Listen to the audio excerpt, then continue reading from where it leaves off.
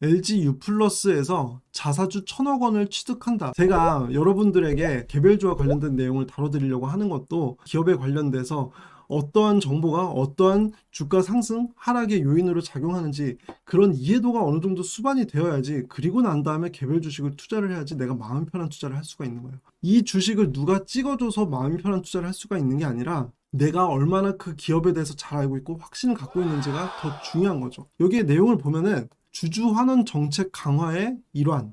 그러니까 이제 삼성전자 항상 배당금을 늘려올 때 주주 환원 정책 강화의 일환이다, 이런 뉴스가 뜨면서 삼성전자가 좋은 투자의 대상으로서 보여지기도 했잖아요. 그러니까 자사주 취득을 해서 주주 환원 정책을 했다.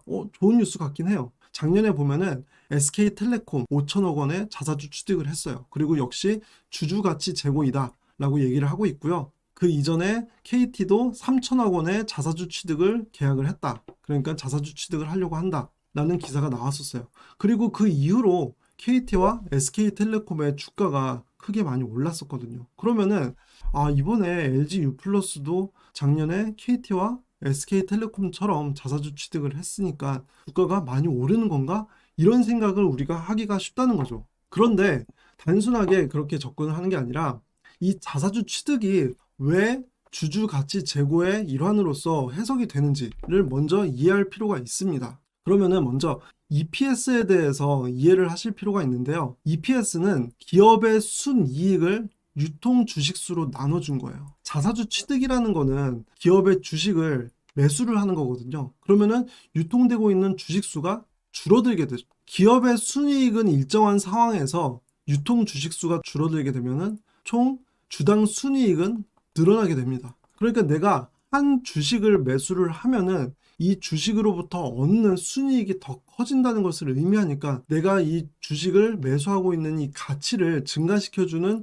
행동이라고 볼 수가 있겠죠. 그래서 이 EPS를 높여준다는 차원에서 이 자사주 취득이 주주가치 제고로 해석이 될 수 있는 겁니다. 지난 라이브 방송 때 제가 테슬라와 알파벳 그리고 페이스북 주식의 PER이라는 걸 여러분들께 알려드렸어요. 이 PER은 쉽게 말해서 이 회사가 돈 버는 것 대비 주가가 어느 정도 수준이냐. 그러니까 우리가 주식 투자를 할 때 이 회사가 저평가냐 고평가냐, 이게 사실 궁금한 거잖아요. 개별 주식에 투자를 할 때. 그 기준 중에 하나로 이 회사가 돈 버는 거에 비해서 주가 수준은 어느 정도이냐, 이걸로 생각해 볼 수가 있다는 거죠. PER이라는 지표로. 주당 순이익 돈 버는 것 대비해서 주가가 높으면은 고평가되어 있다고 생각해 볼 수가 있고요. 주가가 상대적으로 낮으면은 이 주식은 저평가되어 있는 거 아니야? 라고 생각해 볼 수가 있다는 거죠. 그래서 앞에서 제가 자사주 매입을 하면은 주당 순이익이 증가하는 걸 제가 설명을 해드렸잖아요. 그러면 주당 순이익이 이렇게 증가를 한 상황에서 주가가 그대로라면은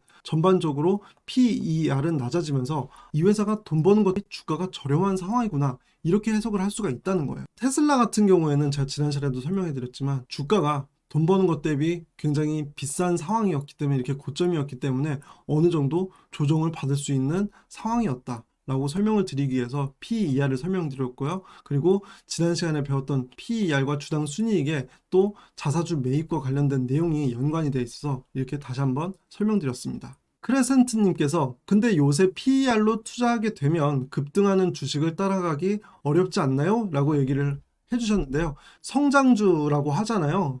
성장주라는 거는 지금 현재 벌고 있는 돈보다는 미래에 벌게 될 돈에 대해서 가치를 더 부여받아서 현재 주가 가치의 고평가를 받는 그런 주식의 스타일을 성장주 스타일이라고 말할 수가 있는데요. 테슬라 같은 경우가 가장 대표적이죠. 지금 돈을 버는 것보다 미래에 벌 것이 더 많기 때문에 그걸 현재 주가에 사람들이 많이 반영을 해서 주식 거래를 하고 있는 건데요. 성장주 주식 같은 경우에는 금리 상승기에 조금 영향을 많이 받을 수 있기 때문에 제가 이 금리 상승기에 영향을 많이 받을 수 있는 주식으로 PER이 높은 주식으로 이제 말씀을 드린 내용이었습니다. 작년 같은 경우에는 저금리 상황이었기 때문에 이런 PER이 높은 성장주가 많이 올라갈 수 있었고요. 그렇기 때문에 PER 지표로 이제 만약에 선별을 했다면은 이런 주식에 투자를 할 수가 없었겠죠. 성장주에 투자를 할 수가 없었겠죠. 그런데 금리 상승기가 올 거에 대해서 지금 대비를 어느 정도 하는 입장이잖아요. 그런 상황에서는 너무 지나치게 고평가되어 있는 성장주들은 다소 위험할 수 있다라고 생각해 볼 수 있습니다. 자사주 취득이 앞에서 말씀드린 것처럼 EPS를 높이는 데에도 도움이 되긴 하지만 주가가 충분히 많이 떨어졌을 때 경영진들이 판단했을 때 주가가 너무 저렴하기 때문에 우리 회사의 주식을 사자. 그래서 주가 저평가 신호로도 생각해 볼 수가 있어요. 그리고 애널리스트들의 보고서를 보면은 지수가 전체적으로 빠지고 있는 상황에서 자사주 매입을 하고 있는 기업의 주가 성과가 더 좋았다 하는 보고서들이 있거든요. 그래서 이런 것들을 참고해 보면은 자사주 매입을 하는 게 확실히 주가 상승에 어느 정도 도움을 줄 수 있구나 라는 걸 생각해 볼 수가 있습니다. 고평가, 금리의 영향을 많이 받는다. 이거는 지난 라이브 방송을 한번 참고를 해보시면 더 자세하게 설명했으니까 도움이 되실 것 같은데요.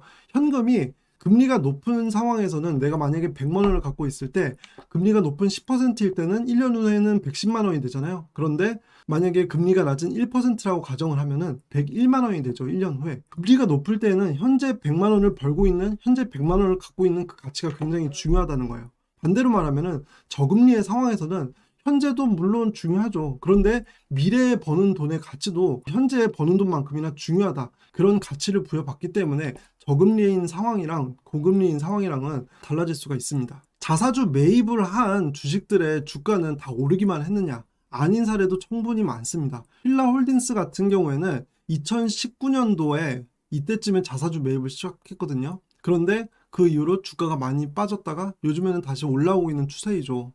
그리고 다른 예로는 삼성카드 같은 경우에는 2018년도에 자사주 매입을 2번이나 했어요. 그런데 역시 어떻게 됐어요? 우하향하고 있는 주가 흐름을 보이고 있죠. 그러면은 이거를 통해서 뭘 생각해 볼 수 있냐면은 물론 자사주 매입을 하는 게 주가 상승에 어느 정도 도움이 되는 영향을 주긴 하지만 이것만 보고 투자를 해서는 절대 안 된다. 이것보다 더 중요한 건 뭐겠어요? 이 회사의 앞으로의 성장성, 수익이 앞으로도 잘 날 것인지, 이 앞으로 회사가 미래가 전망이 밝은지 이런 것들이 먼저 선행이 되고 난 다음에 그러고 난 다음에 자사주 매입을 하는 걸 보고 아, 이 회사는 좋은 회사구나. 그래서 매수할 만해. 이런 판단을 하셔야지 자사주 매입했다고 해서 그걸 보고선 이런 주식을 매수를 해야지 라고 생각하는 거는 어떻게 보면은 더 중요한 것을 놓칠 수가 있어요. 자사주 매입을 했다고 해서 주가 상승만 한 게 아니라 충분히 많이 떨어진 케이스도 많기 때문에 이런 거를 꼭 염두를 해두시고 그것보다 더 중요한 이 회사의 앞으로의 전망, 성장성 이런 것들을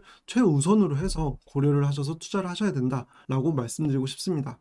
보잉 같은 경우에도 적극적으로 자사주 매입을 해서 주주 환원 정책을 장기간 유지를 한 회사이기도 해요. 그런데 코로나19 때 어떻게 됐죠? 주가가 3분의 1 토막이 났었어요. 이건 무슨 말을 의미하냐면은 이때 당시에 보잉이 주주 환원 정책으로 자사주 매입을 꾸준히 엄청 많이 했는데 이 회사가 해야 하는 그리고 이 회사가 현금을 갖고 있는 그것보다도 너무 많이 자사주 매입을 한 거예요. 어느 정도 이런 위기 상황에 대비를 해서 현금을 미리 남겨두기도 해야 하는데 그걸 하지 않고 지나치게 자사주 매입을 했다는 거죠. 그래서 그와 관련된 기사가 있어요. 코로나 사태로 인해서 탑승객이 급감하는 등 최악의 경영 환경이 되었다. 그러면 이걸 버티기 위해서는 우리 개인 투자자도 그렇지만 기업에서도 현금을 충분히 보유를 하고 있어야지 이런 위기 상황에서 대응을 할 수가 있는 건데 그렇게 하지 못해서 미국의 정부에다가 긴급자금 지원을 요청을 했잖아요. 그래서 이 회사가 주주 환원 정책을 피는 것도 좋고 자사주 매입을 꾸준히 하는 것도 좋지만 그것보다도 더 중요한 것은 이 회사가 충분히 성과를 내고 있는지 좋은 수익을 내고 있고